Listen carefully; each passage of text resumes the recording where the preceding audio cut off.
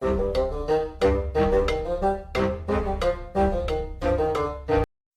welcome back for another video on Disciples Liberation. In today's video, we are going to be talking about two particular companions. Just how good are they and what can they do for you on the battlefield? I feel that every companion in this game is very, very unique. They each can be useful in their own way, and unfortunately, we can only bring two companions along with us anytime we go into a battle. So considering we get a good number of companions, it can be difficult knowing which ones to bring along. So hopefully this video can help you decide just which one you're actually going to bring with you. Now, both the companions today provide you health, which can be seriously needed sometimes within the battle, which is why I usually have at least one of them in my party at all times. First up, we have Ilmerian. She belongs to the faction Legion of the Damned. She is a demon and she is a ranged attacker. I happen to think that one of her most important stats here is the initiative stat that she has at 121. Now that's slightly higher than a few of the other companions, and because it is higher, it means that she starts slightly further up the order of battle when you start a battle, and hitting first is so important. Now, out of the 4 abilities she actually has, the passive ability Draining Attack is probably the best one that she actually has. It heals allies within 2 tiles 40% of all the damage that she inflicts. Now, bear that in mind because her first ability is Lightning Shot. Now with Lightning Shot, she shoots an arrow of electricity dealing unholy damage, and it also inflicts slow on the opponent. Now every time she hits somebody with that, she will also heal any allies around her because of her passive ability. As you can see here, as I activate her ability Lightning Shot, all of the allies around the character will light up, and if they were damaged, it would be dealing heal to those targets. Remember, that's 40% of all damage that you do, so it's actually really, really useful. Now the next ability is Shadowfall. Now it has a cooldown of 4 moves, and most battles you may only get to use this twice in a battle. Some battles can go very, very quickly, some are a little bit longer, but 4 on a cooldown, it does suck a little bit. However, it has an area effect of 6, so it affects 6 tiles. It's really, really good, and it deals unholy damage, and it also inflicts a blind on targets. Now remember, you still get the passive with this as well, so any allies in that area will get healed. Now, as you can see, when we target or select our Shadowfall, we basically pick a target, a single square, and every single hexagon grid around that center one will get affected by Shadowfall. And again, because of our passive ability, we will all get healed from that as well.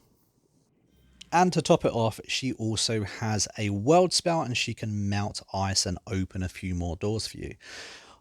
All in all, I happen to think that she is one of the best characters in the game, definitely the best companions. I would take her 100% of the time for my playstyle. And don't forget, guys, if you enjoyed this video, find it entertaining, or happen to learn something, don't forget to hit that like and subscribe button. That way you don't miss out on more content on Disciples Liberation, as I'm going to be uploading an awful lot more in the future, covering, of course, every single companion as well. Next up, of course, we have another healer character. Now, it's important to note here is the initiative. Now, hers is only 108, which is lower than a few of the other companions in the game, which means you are going to be starting, your battle order is going to be starting a lot lower down than a few others. You may even be last in the pecking line.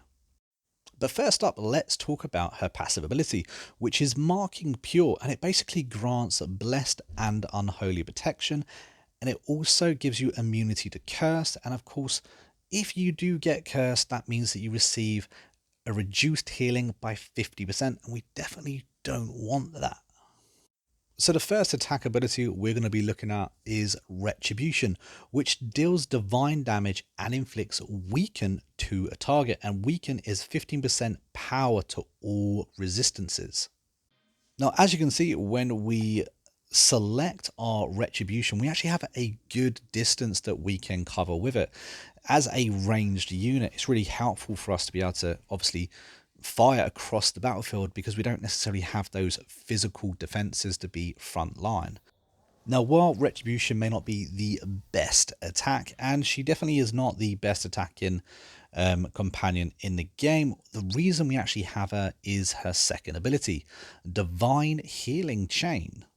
Now, this only has a cooldown of 3 rounds, which means we could really get 2 uses of it out of a battle, which is quite nice.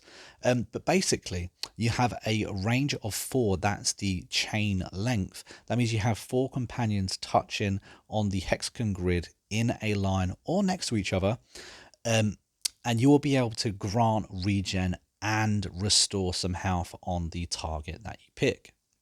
And the regen ability in itself is that it grants you 15% of your base health at the beginning of your next turn. So as you can see, when we toggle the divine healing chain, we can target any companion at all if they're on their own or in a chain and give them health. Now, if your companions or your allies are in a line, it will grant a maximum of 4 in that chain regen. And if you ask me, having that extra health in battle is so very important. Having played this game now for close to 100 hours, I've got to admit, having healing characters is almost vital, especially the later in the game you get. Now, of course, you could always keep buying fresh units, scraping by the battles, but having a healer in your party is so important. If you ask me personally, though, this really is the best healing companion in a game, if not the best companion in a game. And fear not if you don't already know her, she is very easy to obtain. In fact, you get a lot of your companions all in the same place, so I'm not going to spoil exactly where you get them, but luckily it's very hard to actually miss them in the first place. But that's it, guys. This is the end of the video. So if you've enjoyed what you watched, don't forget to hit that like button and of course subscribe to the channel. That way you don't miss out on more videos just like this. And don't forget to comment down below your thoughts as well. Who's your favourite companion? What's the one companion you couldn't live without? But anyway, guys, I've been a Monk. We've been a Critically Clueless, and I'll see you in the next video. Happy gaming.